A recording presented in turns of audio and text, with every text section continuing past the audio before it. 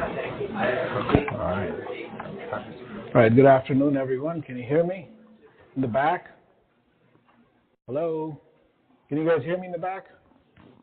Backbenchers, you can move down if you want. It's, some of the print on these slides may not be easily legible, so you might be better off coming down. It's okay. The room's kind of empty, so if you sit on the first few rows, it might be easier. But anyway, so yeah, feel free to move down. It's perfectly fine. Okay. Everyone's fixed positions. Come on down. Come on down. It's all right.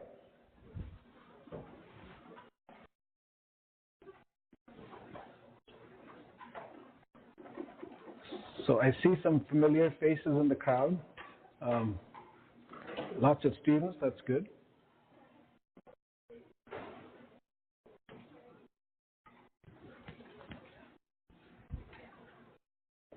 Okay. So, yeah, come on. Charlene, come on down.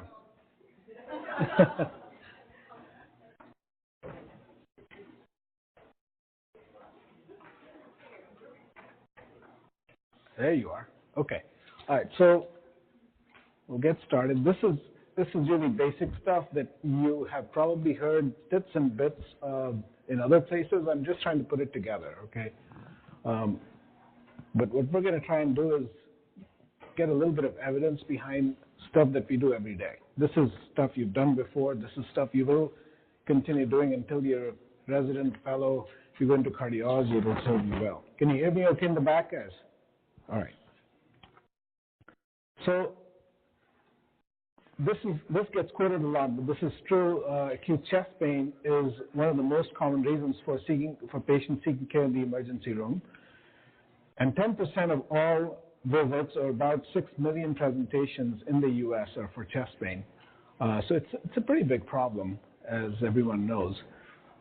But only about 10 to 15% of patients with chest pain actually have acute coronary syndromes. The important statistic that I wanted to point out is that despite all the investigations we do, about 2% of patients have a missed myocardial infarction or acute coronary syndrome. This figure used to be about 6% if you look at the previous data from about 10, 15 years ago. So we've made progress. I don't know if we've made progress, or we're doing a better job of actually collecting our data. I think part of the reason is the use of troponins and less CKMD, and use of imaging more efficiently. But of course, the cost of care is tremendous. So I'm going to talk a little bit about the advances that have occurred in the management of chest pain in the emergency room towards the end. So we'll go over some of the basic stuff towards the beginning. Biomarkers, as you guys know, are the keys. There's radionuclide scanning. There are the clinical decision aids like scoring, computer tomography, exercise testing, chest pain units. Chest pain units, a standard of care. You know that Metro has a CDU, which is the equivalent of a chest pain unit. So what are some of the causes of acute chest pain? 10 to 15% of patients that present to the emergency room have an acute MI or unstable angina. But it's only a small percent patients that present to the emergency room actually have a pulmonary embolism or acute aortic dissection. So it's much more likely that the patient with chest pain in the emergency room has a coronary issue and much less likely to be an aortic dissection or a pulmonary embolism. Most patients that come to the emergency room for chest pain are never diagnosed with anything. They just leave without a diagnosis or something non-specific, which is okay because the role of the emergency room physician is to make sure there's nothing really bad going on. If you can get a diagnosis, that's wonderful, but that depends really upon taking a good history, and that's hard to do these days from what it seems. Non-cardiac causes of chest pain most commonly are musculoskeletal conditions, gastrointestinal disorders such as acid reflux disease, and often there are psychological conditions like anxiety. So when it comes to myocardial ischemia or infarction, most common cause is actual coronary artery disease. And most commonly, that results from atherosclerosis of plaque rupture erosion. As you guys know, this is basic stuff, but it can also occur because of coronary spasm. Coronary spasm can occur in absolutely normal coronary arteries. So if you put ultrasound probe through the vessel, sometimes in patients with coronary spasm, you will not see any atherosclerosis whatsoever. So it can occur in perfectly normal vessels, but more frequently, it tends to occur in vessels that actually have coronary artery disease. So sometimes we call that prinzmetal angina. You have a patient that has coronary spasm right next to a region of atherosclerosis because you have endothelial dysfunction, and the balance of power between the sympathetics and the parasympathetics goes in favor of the sympathetics, and you get coronary spasm. Less commonly, there's a long list here. You can see chest pain or acute coronary syndromes because of arthritis in the coronary arteries, which can occur because of multiple conditions.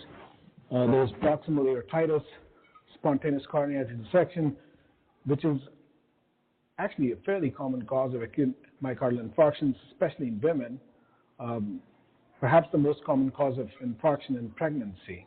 Okay, so if you're a pregnant woman with a real ACS, you should think about coronary artery dissection, but don't forget about spontaneous coronary artery dissection in patients, especially in young women, okay, who are not pregnant. One of the conditions that is associated with this is fibromuscular dysplasia, which is the common cause of secondary hypertension in women who have this string of beads appearance on their renal angiogram. The vessel kind of has this uneven appearance. But spontaneous coronary dissection tends to be more common in these patients. And if you have a young patient presenting with SCAD, you should think about screening their carotids and their vertebrals, because you can have involvement of FMD in those vessels too, and you can present with a stroke as well. So if you see a patient like that, think about fibromuscular dysplasia. Not a common cause, but you don't want to miss it. You can also get coronary emboli from infectious and non-infectious causes such as endocarditis or left atrial appendage thrombus. If you have a patient with AFib who has a myocardial infarction and you don't see plaque rupture, you should think about an embolism to the coronary. Sometimes left ventricular thrombi can lead to coronary emboli as well. Myocardial bridges, which are essentially the coronary dips into the myocardium and comes off at a distal point, is a very uncommon cause of an acute MI, but it can sometimes present with acute MI. So the deeper your bridge, the deeper the vessel dips into the myocardium, the more likely it is to get squeezed by the muscle, and tends to be more of an exertional symptom. The patient's exerting themselves, the myocardium is contracting more vigorously, and you can get angina because of that. Or you can have anomalous coronary origins, which can lead to myocardial infarctions, especially if the left coronary comes from the right side and courses between the aorta and the pulmonary artery and tends to get compressed between those two vessels, especially when the patient is exercising and the PA and the aorta are expanding and the vessel kind of gets sandwiched in between, can lead to sudden cardiac death. So uncommon cause, but something to think about in young patients. So what are the characteristics of anginal pain? You probably have heard this many, many times in your medical school, but I just want to emphasize this. It's usually described as this heavy squeezing, chest pressure, a burning feeling, or associated with difficulty breathing. Okay, you know about the radiation to the left shoulder, the neck, or the arm. Nobody talks about the Levine sign anymore, patients putting their hand on their chest or their fist on their chest like that. I've never seen that. It's described in textbooks. So don't look for the Levine sign, you won't find it. May begin to exercise with psychological stress. Psychological stress is a very important cause of plaque rupture and development of angina at rest. Okay, angina doesn't always develop with exertion. It frequently occurs at rest as well. But ACS frequently occurs without other precipitating factors. You may not be able to find a cause. Okay. So there are atypical descriptions of pain, not atypical angina. Okay, there's a difference between those two conditions. So everyone who knows the diamond classification of chest pain knows that there are three components of classical pain: If you have, so it's exertional chest pain in the precordium, which subsides with rest of nitroglycerin, okay? If you get 2 out of the 3 components, it's called atypical angina. And if you're only 1 out of the 3, it's called non-cardiac chest pain, okay? So non-cardiac chest pain, which is 1 out of the 3 components of diamond, still is associated with about 5 to 6% incidence of CAD, okay? Which is actually causing the symptoms. So if you have non-cardiac pain, doesn't mean that it's not going to be CAD. So anyway, the American College of Cardiology and the American Heart Association guidelines list the following as pain descriptions not characteristic of myocardial ischemia. As you guys know, phlebitic chest pain, which is sharp or knife-like pain brought on by respiratory movements or coughing, okay? If the location of the pain is solely in the middle upper abdomen and it never or lower abdomen and that never goes to the chest, it's unlikely to be cardiac. It's possible in women and older people that it may still be angina, okay, because sometimes the history is not as clear. Pain that is localized by the tip of a finger right here is like this is where it hurts, just at that point. That's the only place it hurts, unlikely to be cardiac. Pain which is reproducible, less likely to be cardiac. You cannot be 100% sure that it's not cardiac. The other one is constant pain. The patient's pain just doesn't go away, okay? So if you have ongoing pain and you have no ECG changes and you have no troponins, it's unlikely to be ischemic, because if you have ongoing pain, that means you should have ongoing angina, ongoing ischemia, and you should make some troponins. On the flip side, if you have very brief episode of pain that lasts for only a few seconds, it's less likely to be angina. And then if you have pain going to lower extremities, obviously not likely to be angina.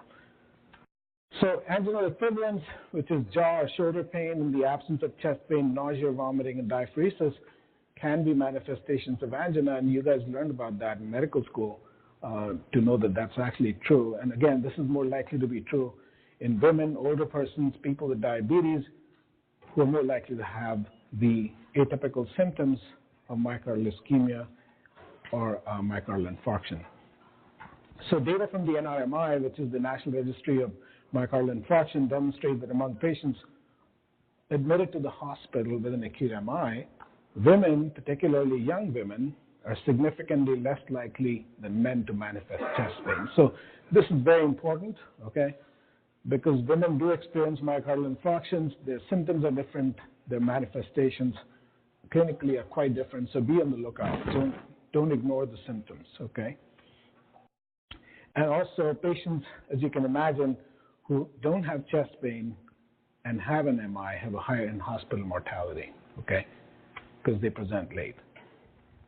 So what are some of the causes of chest pain and its differential diagnosis?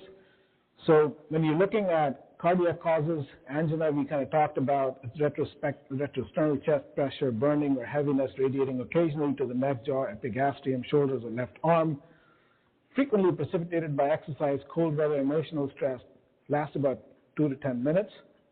Unstable angina is the same characteristics of the pain as angina, but it may be more severe, typically less than 20 minutes, okay? But it doesn't have to be with exertion, and it can often have a crescendo pattern, so it builds up slowly and then it comes down slowly. Acute MI, same pain characteristics, but it usually lasts more than 20 minutes, okay, or often more than 30 minutes. And pericarditis, which can often fool you because of the way the electrocardiogram looks. The sharp pleuritic chest pain, aggravated by changes in position, and the duration is highly variable. It can last from minutes to hours, okay? And sometimes you'll hear the pericardial friction rub, but if you do, you're lucky. But often, more often than not, you will not hear the rub. Vascular causes, aortic dissection, there's excruciating ripping pain of sudden onset, either in the front or the back, okay? So it could be either or. It doesn't have to be both. The pain in the front is usually because of ascending aortic dissections. The back is usually because of descending aortic dissections, okay?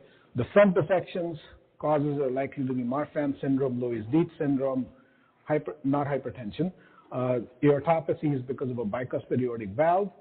Hypertensive dissections tend to occur in the descending aorta more frequently, and they often manifest with a back pain. Sometimes you have a predominantly abdominal aortic dissection, which will present with back pain in the lower back, okay? So the pain starts all of a sudden, and it builds to a crescendo really fast. Unlike cardiac ischemic pain, there's no warm-up period. It doesn't, like ischemic cardiac pain builds up slowly most of the time, okay? Or there's a stuttering phase that goes with it. With an aortic tear, the pain goes from here to its peak within seconds, okay? So that's an important piece of history that you need to take. And it's unrelenting, nothing makes it better. Patients, really uncomfortable, driving in bed or changing positions, trying to hold their breath, doing all kinds of things, and it doesn't really work, okay? Pulmonary embolism, the pain is also very sudden in onset, similar to dissections. It starts all of a sudden, it reaches its peak really quickly because the emboli is sitting usually in the right ventricle, and boom, all of a sudden with one heartbeat they're in the PA, okay? And that's when the pain starts. So the manifestation, of course, of pulmonary emboli is dyspnea, tachypnea, tachycardia, and then you can get symptoms of right-sided heart failure. Pulmonary hypertension can also cause chest pain, which is exacerbated by exertion, and it's really because of stretching of the pulmonary artery, okay? And often because of ischemia of the right ventricle, okay? So even though the right ventricle doesn't have a lot of muscle, it can get ischemic because the demand-supply mismatch when you have really severe pulmonary hypertension. Pulmonary pain, as you guys know, pleuritic pain, essentially breathe over the involved area. It's usually onto the side, gets worse with breathing and coughing. You guys know that. Then there's tracheobronchitis, which is right in the midline. If you have an inflamed trachea, every time you cough, your pain gets worse. Spontaneous pneumothorax, there's sudden onset unilateral pleuritic chest pain with dyspnea, which is really of abrupt onset, unlike a pneumonic pain. GI pains are very common. We see them in the CDU all the time. We are on CDU consults every day from cardiology. We usually see about 3 to 6 patients on a daily basis, and we send a lot of these people home on H2 blockers or proton pump inhibitors, and they actually get better. So heartburn or acid reflux is usually a burning substernal epigastric discomfort. It's highly variable. This is hard to say in like 10 minutes, 60 minutes. It's hard, it's hard to pinpoint. It's aggravated by a large meal of postprandial recumbency, relieved by antacid, but sometimes you'll get really atypical symptoms that it comes up to my chest and I feel like something's twisting in there. It feels like it goes up to my jaw. I've heard all kinds of stories. Peptic ulcers, prolonged epigastric or substernal burning relieved by antacid or food.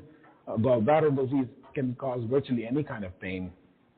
It doesn't have to be following a meal. It can cause pain in the epigastrium. It can cause pain in the chest. It just is very, very hard to pinpoint. Pancreatitis, usually because of alcohol, high triglycerides, medications like hydrochlorothiazide, as you guys know. Costochondritis is a frequent cause of chest pain in the emergency room, often reproducible. Sometimes when you do expose the chest wall, you'll see inflammation, but that's not common, okay? Sometimes cervical disc disease can cause pain that wraps around like this and goes to the front of the chest. It's actually more common than you think, okay? So think about disc disease. Also, thoracic disc disease, I've noticed, causes chest pain sometimes, okay, which feels a band-like sensation is coming to the front of the chest and can actually mimic angina. It gets hard to distinguish, but go back and feel the back and try to reproduce the tenderness and have them move, twist, and they'll say, yeah, that's the pain I'm getting. It's like, you know that it's not cardiac. And then trauma or strain, which is pretty obvious most of the time. Herpes zoster, as you guys know, causes prolonged burning pain in a dermatomal distribution. Even after the rash is gone, sometimes the pain persists. It's, as you guys know, it's called post-herpetic neuralgia. It's very difficult to treat. More commonly occurs in the older people who have not really necessarily cleared the virus from the nerves. Psychological causes panic disorder, chest tightness or aching, often accompanied by dyspnea, lasting more than 30 minutes, unrelated to exertion or movement. And then patient may have a background history of anxiety, post-traumatic stress, and you have to go back into the history and find out what's going on. So in terms of specific conditions, I wanted to pinpoint a little bit about pericarditis. The visceral and the parietal surface of the pericardium is mostly not sensitive to pain, okay? So where do you get the pain from? The pain usually comes from pleural involvement in pericarditis, okay? So non-infectious causes like uremia almost never cause pericardial pain because they don't usually lead to pleural inflammation, okay? So what you see on the history is that the patient's got worsening pain with cough, breathing, position change, or swallowing. And swallowing can cause pain because the esophagus is right next to the pericardium, and every time a bolus of food goes down, it actually irritates the pericardium and can cause pain. So that's an important piece of history. What you also should know that in acute pericarditis, pain can actually go back to the shoulder and neck because of common nerve innervation between the phrenic nerve and the pericardium.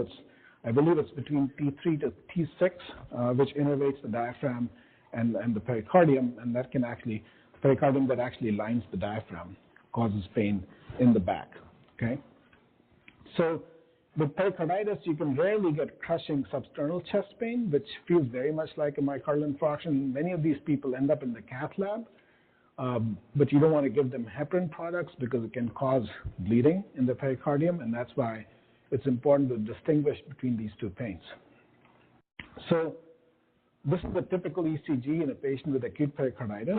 It looks very much like a myocardial infarction if you're not paying close attention. So you have significant ST elevations in 1, 2, 3, actually AVF, 3 is not elevated, and you have PR elevation AVR with ST depression in AVR, okay? And you have ST depressions in V1. So AVR and V1 can manifest with ST depressions, and most of the times the ST elevation is present in all the other leads. Localized pericarditis can lead to localized ST elevations, okay? It doesn't have to be in every lead. So if your pericardium is inflamed only on one side, you can get ST elevations only in the lateral leads, okay? So this is a classical ECG. If you see something like this, it looks very much like a STEMI, especially in lead V2, okay? So it's sometimes hard to distinguish between those two conditions. So aortic dissection, I think I've kind of previously discussed this, manifests with pain in the midline of the anterior chest. Posterior descending aortic dissection tends to cause pain in the back of the chest. The incidence is pretty low. It's 3 in 100,000. And as you guys know, the causes usually consist of Marfan's Ehlers-Danlos syndrome, which I've never seen. Marfan's seen a few patients. Bicuspid aortic valve is much more common, and it leads to aortopathy, but the risk of dissection in bicuspid aortic valve aortopathy is not high. It's about 3 to 4 to 5% during the lifetime. It's really not that high. And especially these days when patients are pretty well treated. Pregnancy can lead to proximal dissections, and hypertension often leads to distal dissections or back pain, okay? So, as you guys may know, Marfan's leads to dilatation of the sinuses, okay? And that's where most of the stretch is occurring, and that's where the risk of dissection is the highest. Pulmonary embolism, as we just want to recapitulate, causes sudden onset of dyspnea and pleuritic chest pain, but may be asymptomatic. The annual incidence is about 1 in 1,000. Massive pulmonary emboli can lead to severe, persistent substernal chest pain attributed to distension of the pulmonary artery and right ventricular ischemia. Okay. Sometimes it manifests with hypotension, syncope, right-sided heart failure. Smaller PEs, as you guys know, can lead to an infarction in the lung because they go to the smaller vessels and reach the periphery, the peripheral circulation, and lead to chest pain on the sides and lead to pleuritic chest pain. So when you see a patient with chest pain, what are the things that you should be doing? The first thing to look for is clinical stability. So if the patient is in need of immediate treatment for actual or impending circulatory collapse or respiratory insufficiency. So that's what you're looking for, okay? So when the patient arrives in the emergency room, that's the first thing that they do. They want to make sure that the patient's not going to crash, okay? So once they've decided, then you go to the next step. The next question that you should answer is, what's the immediate prognosis? Is the patient currently stable? If the patient is currently stable, what is the risk of a life-threatening condition such as acute coronary syndrome, pulmonary embolism or an aortic dissection, okay? So if you have a patient with a blood pressure of 60, then you have to do a lot of things simultaneously. Then you know that, you may be looking at many, many different things. But if the patient's vital signs are okay and the pain's ongoing and you're still concerned about something bad, you go through the list of causes and you get a history and whatnot and try to figure out what's happening. So the third thing is safety of triage options. If the risk for a life-threatening condition is low, is it safe to discharge the patient home with outpatient management, or you need to do further inpatient workup? So those are the things that come to mind. So when you get a call from a patient who follows with you in the outpatient setting, and they say they're having chest pain, don't try to treat the chest pain over the phone, okay?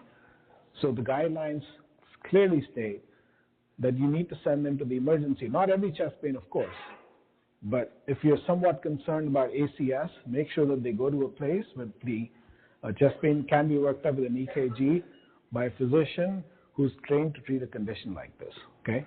So don't treat it over the phone. Send them to the emergency room. For pain more than 20 minutes, recent syncope, hemodynamic instability, emergency department evaluation is absolutely mandatory, okay?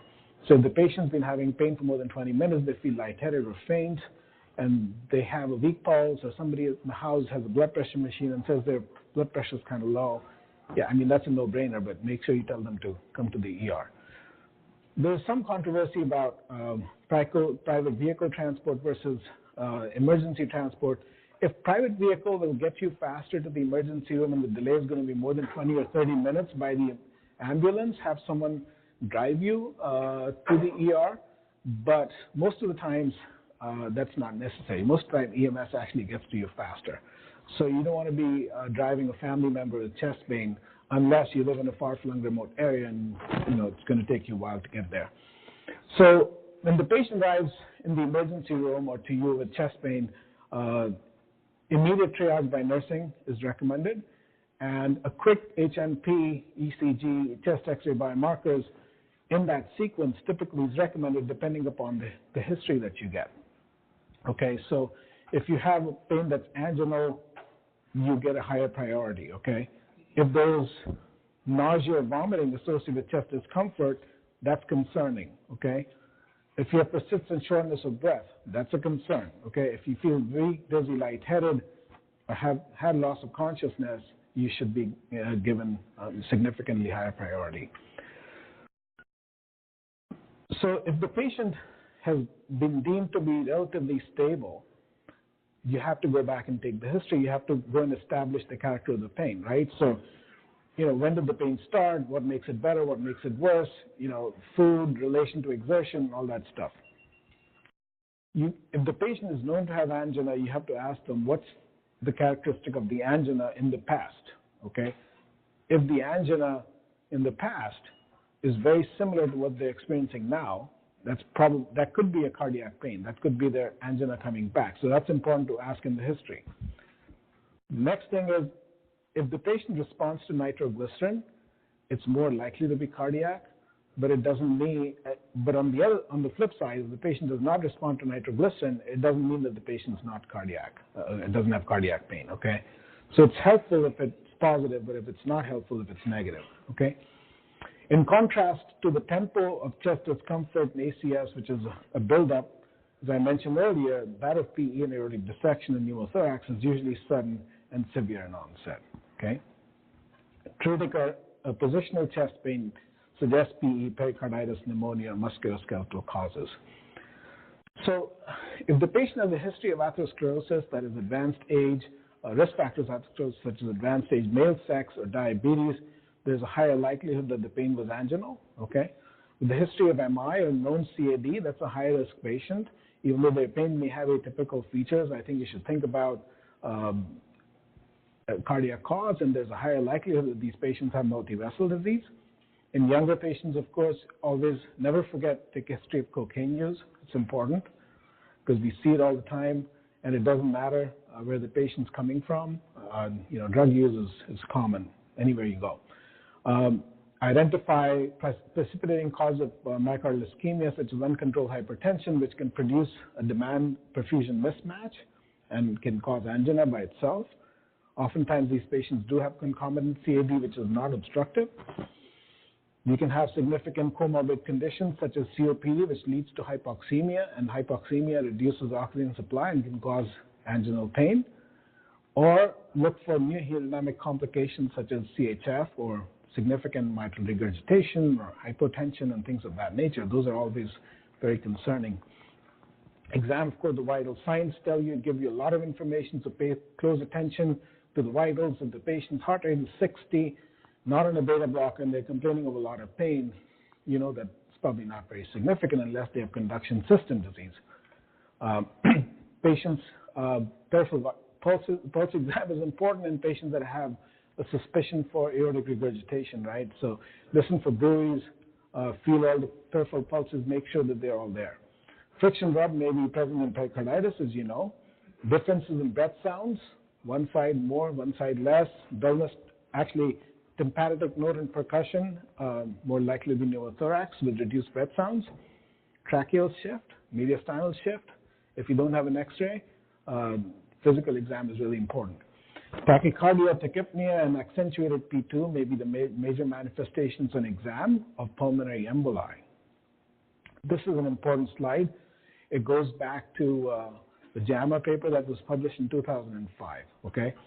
So the description of the pain and the likelihood of the pain being cardiac was actually studied in a systematic fashion. And they showed that if the pain starts in the chest and it goes to the right arm or shoulder, the likelihood that this is coronary pain was about 5 times that of if the patient didn't have a cardiac pain. Radiation to both arms and shoulders is about 4.1. Okay, so those should be important things we ask in the history.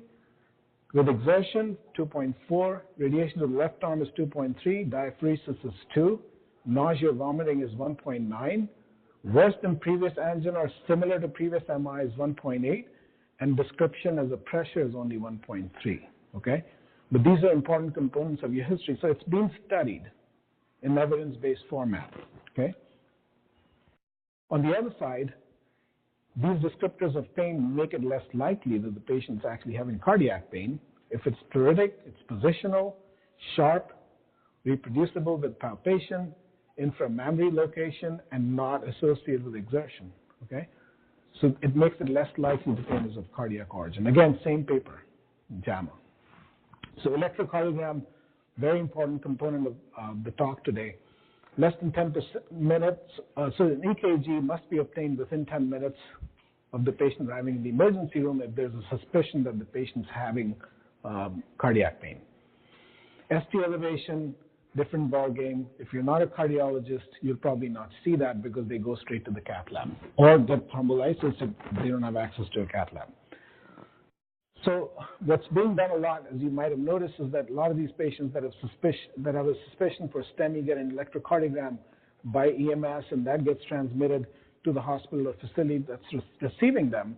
And it actually is very helpful in reducing door to diagnosis and door to balloon time. Okay.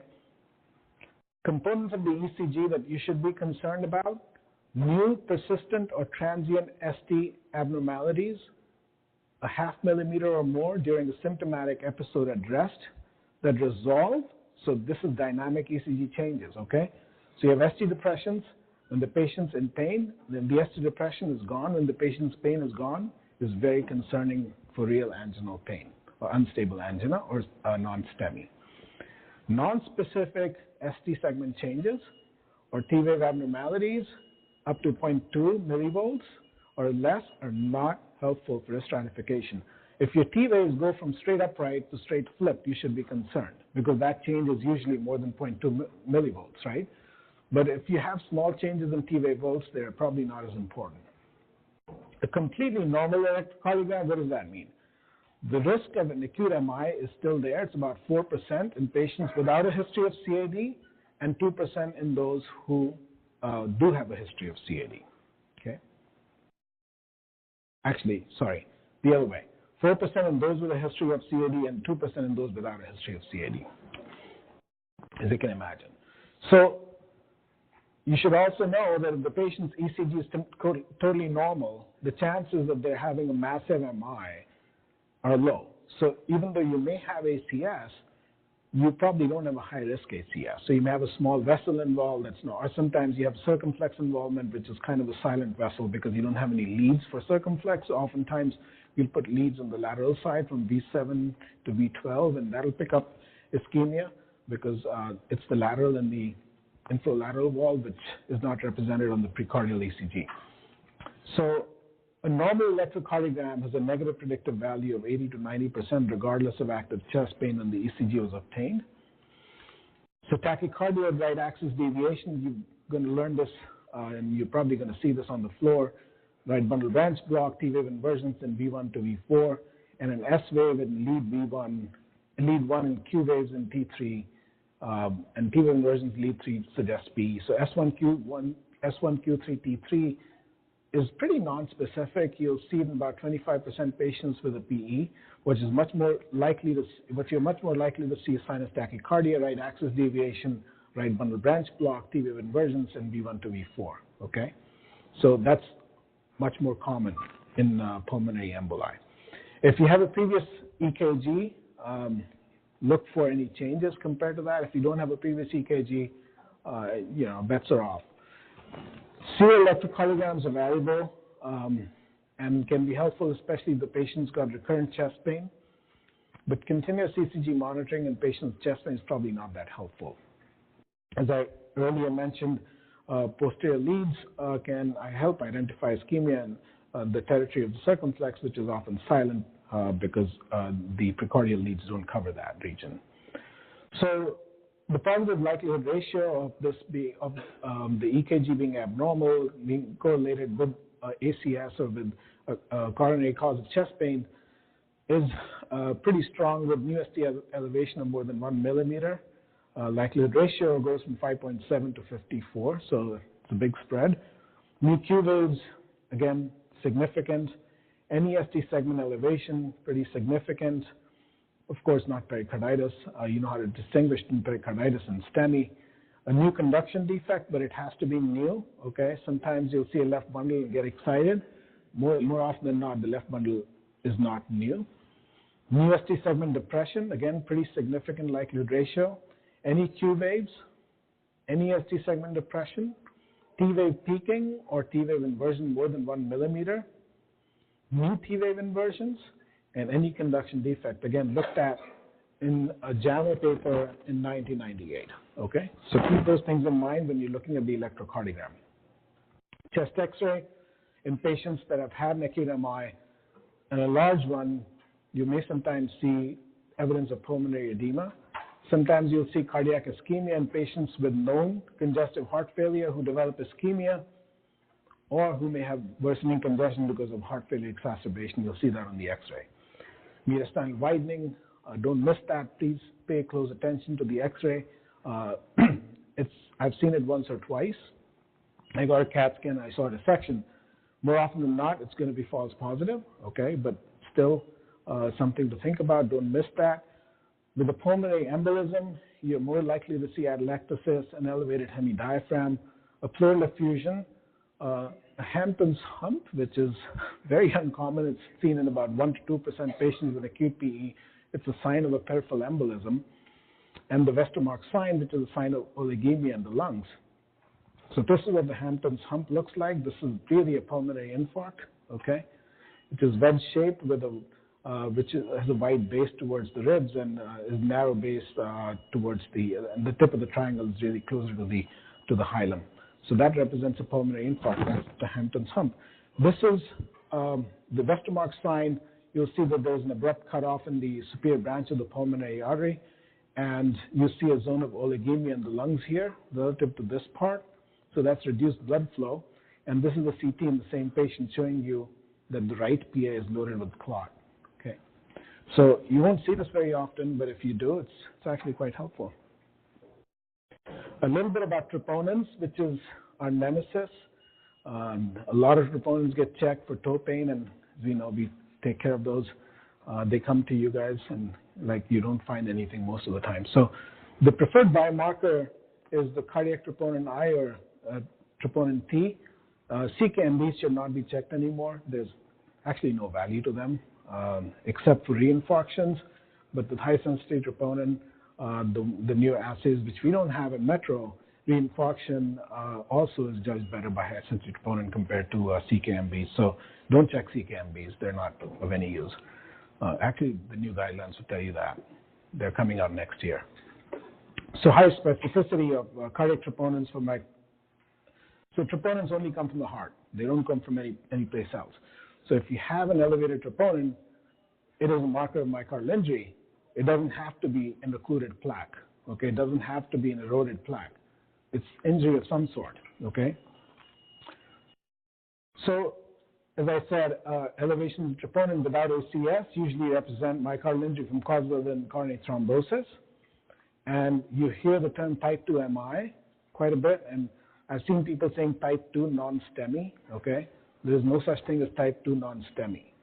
A non-STEMI is ACS, okay, acute coronary syndrome. You have a plaque rupture or plaque erosion. Type 2 MI is demand perfusion mismatch, okay? But demand perfusion mismatch is not a benign condition, okay? Most of these patients who have a type 2 MI actually have CAD, okay? They just have a troponin release because they are not able to keep up with the demands of the myocardium, or they have a reduced supply. So if you have hypotension, or vasospasm, or severe anemia in a patient with CAD, you will have some troponin release. In patients without CAD, the chances that troponin gets released are pretty low. Okay, so most of the time these patients have disease. Increased oxygen demand from hypertensive crisis, tachycardia, critical aortic stenosis is very important, severe hypertrophic cardiomyopathy, and extreme exercise in well-trained athletes. You'll see troponin elevation, especially if you check high-sensitivity troponin. Marathon runners frequently have elevated troponins after they've completed a marathon, okay? Because there's some degree of myocardial injury. You just need an assay that's sensitive enough. So myocardial damage may occur with direct myocardial injury, such as with myocarditis, okay, no CAD there, or myopericarditis, which is much more common. Myocardial confusion, we are a trauma center. We see elevated troponins frequently in patients that have had blunt chest trauma or following cardioversion or defibrillation. Conditions that cause acute right ventricular strain, such as a pulmonary embolism, can lead to right ventricular injury and elevated biomarkers. Patients with renal disease have elevated levels of cardiomarkers of troponins. Oftentimes, you'll see an elevation regardless of the state they're in. That is evidence of ongoing leak of troponins in the myocardium. The etiology is not very well understood, but if the patient with renal failure who has elevated troponins manifests with symptoms suggestive of ACS, troponins are valuable. Okay, so you need to see that delta. You have a rise in troponin and a fall, okay? But if the level's constant, it doesn't change, it's probably not ACS, okay? But you could have a significant rise and a significant drop. So that's important. Don't forget to pay attention to that, okay? And severe sepsis, again, leads to myocardial injury and produces elevated troponins. The one test that you guys should know, you know about the value of D-dimer in PE, right? So negative predictive value of 99%, okay? But D-dimer is really valuable in patients with dissection, okay? There's negative predictive value about 97% in patients with dissected aortas. It's highly unlikely the patient has a dissection with a negative D-dimer, okay? So it's helpful for both conditions, all right? So what's the current assay that we use? We use a sensitive troponin. Okay, it's not called high sensitive, it's ultra sensitive, whatever, there are different names for it. So that's recommended at presentation and then at 3 to 6 hours after the symptom onset. If the patient has EKG changes, then you can do more troponins, okay? But if you got two negative troponins at 6 hours and the patient's having no more symptoms, it's unlikely that they'll turn abnormal. Okay, so this strategy really has a negative predictive value of about 99%. Some of the emergency rooms in Cleveland, especially the Cleveland Clinic system, have started to use the high sensitivity troponin, okay? And this is very promising, and it's also leading to some over-testing. So when you initially start using this troponin in the emergency room, a lot of patients have an elevated troponin. The high sensitivity troponin is really just measuring troponin, but the limit of detection is significantly lower. Okay, so you can pick up troponin all the way down to 0.001 nanograms or less than 1 picograms per milliliter. Okay, so that's the only difference. All right. So these assays allow at least 50% or up to 95% of healthy individuals to have an elevated troponin measurable.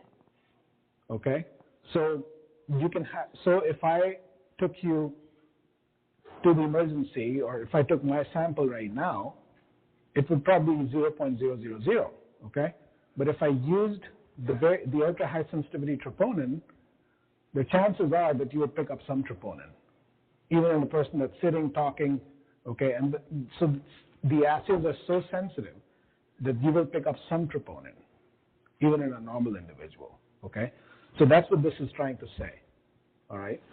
So what's the value? So the value is in patients that are presenting with chest pain. Okay, so if the patient had an episode of chest pain 3 hours ago, okay, you do one troponin out high sensitivity, and if it's negative, you can go home. Okay, there's nothing else going. There's no ACS because it rises really quickly. Actual troponin elevation after ACS occurs really quickly. Okay, the reason we didn't pick it up with the old assays was because the old assays were not sensitive enough to measure that much troponin. Okay, if the patient's chest pain is of relatively recent onset, within an hour or so, then you can do one troponin now and the second one in an hour. Okay, if the first one's negative and the second one is abnormal, that means there's something going on. Okay, if the second one is also abnormal, I'm talking about high sensitivity troponin only, then the patient can go home. Okay, so this is important, and that's the reason why the Cleveland Clinic actually started using it, because it reduces cost of care, it reduces the missed MI percentage, and this has been studied extensively. It's been in use in Canada and Europe for many years. It was just approved by the FDA in the US. So I've been talking to friends in different places who are using this, and initially it's a nightmare because people are getting consulted for every troponin in the emergency room, and most of the times it's a stable troponin level which is elevated, but it's stable, so you do nothing for it. So anyway, with this this will happen in Metro too. It's a matter of time, so you should know this. Okay, so there's potential for safe discharge home after one single measurement with a cutoff less than the 99th percentile, which is near the limit of detection. Using this, about 20 to 25% patients will have no elevation and they can go home. Okay, so you do serial measurements depending upon the duration of symptom onset, as I mentioned earlier, and then you're looking for a delta change. Okay, so if they're stable, that things are okay, even if they're slightly abnormal. So this is your approach to patients with chest pain. Okay, this is an important graphic. I think it will help you. You assess the vital signs. You look for stability. So that's your first node, right? At this node, if the patient's unstable, these are the things that could be causing the problem. Pneumothorax being another one of these. It's not mentioned here. If the patient is stable enough, get a 12-lead ECG and a chest X-ray. Okay, so the 12-lead ECG suggestive or diagnostic of an acute MI, STEMI, ST depression. If there's ST depression, look for markers. Markers are elevated, it's non-STEMI. Markers are not elevated, it's possible unstable angina. Diffuse ST elevation with PR depressions, pericarditis. No ECG changes, go to the chest X-ray. Pneumothorax, dissection, pneumonia, and that stuff, right? This is the continuation. The chest X-ray is not helpful. The next step is to assess risk for ACS, assess risk for PE, assess risk for aortic dissection. So you're not done, okay? Because all of these conditions, the patients could be relatively stable, okay? And then you go down this pathway, all right? So if the history is consistent with ACS and they have elevated biomarkers, you have a non-STEMI. Biomarkers are negative, by definition, that's unstable angina, okay? And then you go down this path, okay? So if you've exhausted it, consider a different diagnosis. Risk of pulmonary embolism is low, check the dimer. High, do imaging. often with a CT scan. If the kidneys are not okay, do a VQ study. If that's all negative, alternative diagnosis positive, of course, you have your answer. And you follow this for PE, for dissections. Kidney scores are useful in patients with established ACS for predicting prognosis, but they've also been used in all comers to predict whether the pain is cardiac or not. Okay? What's more useful is the heart score, which has been used to reduce misdiagnoses, reduce resource use, which is length of stay in cardiovascular testing. This is the heart score, history, ECG, age, risk factors, odds ratio, troponin, risk factors, and then you classify the patient into different risks based upon their score. More than 7 is more concerning, less than 3 is not very concerning. This is a description of the heart score. You should know this, okay? Our emergency room uses the heart score. It's really helpful, okay? I'm not going to go into the details because you can find this on your own, okay? Likelihood of the signs and symptoms representing acute coronary syndrome, high likelihood, chest, we kind of discussed this already, okay? Exam, also we went through evidence of heart failure, new MR, pulmonary edema, EKG with significant shifts in the ST and T waves, and elevated markers. Intermediate likelihood, as we talked about, male sex, more than 70, diabetes, and typical chest pain symptoms, extracardiac vascular disease, fixed Q waves, that's intermediate likelihood. Low likelihood is everything else, okay? I'm going to skip this. All right, skip that. Okay. Last slide, okay. What is the role of exercise stress testing in the chest pain unit? We have a CDU. A lot of these patients get stress testing. We see that in our cardiac practice. The majority of patients are safe to have stress testing, okay? People that have had a rule out done, right? So if you have had 2 negative troponins and the electrocardiogram looks okay and you're not unstable and you don't have a significant arrhythmia, you can have a stress ECG, okay? If you have a normal baseline ECG, you do not need imaging, all right? And that's true for your outpatient practice as well. If the patients had a silent MI or their previous stress test showed an abnormal ST response and the imaging was normal, then repeat the imaging, okay? Sometimes you'll have a false positive ECG. So imaging supersedes ECG changes. So you can walk the patient on a treadmill, they did 12 METs, which is fantastic. ECG had ST depressions, but the echo or the nuclear component, the imaging component is totally normal. It's probably a false positive. So if they've had that before and they're coming back to you with chest pain, make sure you add on imaging, because this time, if your ECG is going to be abnormal again, you're going to send them to the cath lab unnecessarily, okay? So those are some of the caveats. But for the most part, if you have a normal baseline ECG, you do not need imaging, okay? So that's all I have to tell you guys. Thank you for coming.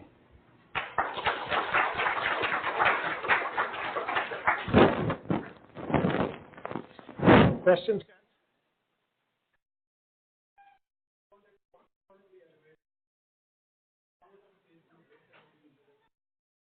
Should be a significant, right? Hold on.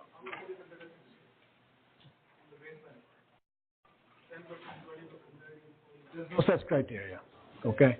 But it should be a clear delta. So if your baseline troponin is, say, 0.3, okay, and you go to, say, 0.38, okay, and then the next value is 0.42, and the next value is 0.32, and then the next value is 0.42 again. That's meandering at the baseline. Yeah, you kind of have to, right? But you don't have to wait 8 hours. You can do it 3 to 6 hours, right? If you have a 0.3 and it goes to 1.2 and the patient's having real pain, that's significant. I would be concerned about that, okay? So is there a defined percentage? I don't think so, okay? So again, goes back to the history. If your history is concerning for ACS, take it seriously, okay? But an undulating level around the baseline, again, within the error, measurement error, right? So you have to go back and look at the assay and see what's the standard error of the mean, right? And maybe within that, right? So.